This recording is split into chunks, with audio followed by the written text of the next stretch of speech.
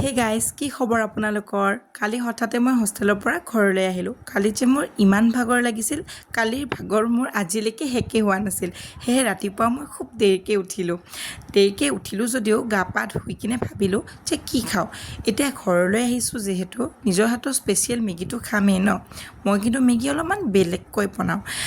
আপোনালোকৰ লগত পাৰিলে কেতিয়াবা মোৰ মেগীৰ ৰেচিপিটো শ্বেয়াৰ কৰিম। সকলোৰে নিজৰ নিজৰ ধৰণ থাকে ন, মই অকণমান বেলেগকৈ বনাওঁ। এয়া মোৰ মেগী ৰেডি। এতিয়া নিজৰ কাৰণে বনাইছোঁ যিহেতু অকণমান টেষ্ট কৰি চাওঁ। অকণমান মানে গোটেইখিনিয়ে খাম দেই। খুব ধুনীয়া হৈছে, মোৰতো খুব ভাল লাগিছে খাই কিনে। আপোনালোকেও খায়নে মেগী? কমেণ্ট কৰি জনাবচোন। এতিয়া আমি যাবলৈ ওলাইছোঁ মনা আণ্টিৰ ঘৰলৈ। মনা আণ্টি হৈছে মোৰ মাৰ বেষ্ট ফ্ৰেণ্ড। মই ইয়ালৈকে আহিলে মায়ে মোক মনা আণ্টিহঁতৰ ঘৰলৈ সদায় লৈ যায়।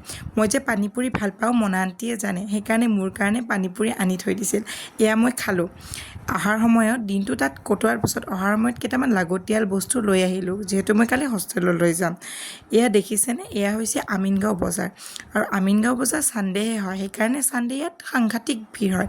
আপোনালোকে কেতিয়াবা আহিলে এই ছানডে মাৰ্কেটত আহিব দে। দিনটোৰ ভাগৰৰ পাছত এতিয়া ঘৰ আহি পালোঁ ফাইনেলি। গা পা ধুই কিনে আজৰি হওঁ, কালি আকৌ লগ পাম। বাই বাই, আজিলৈ এৰিছোঁ দেই।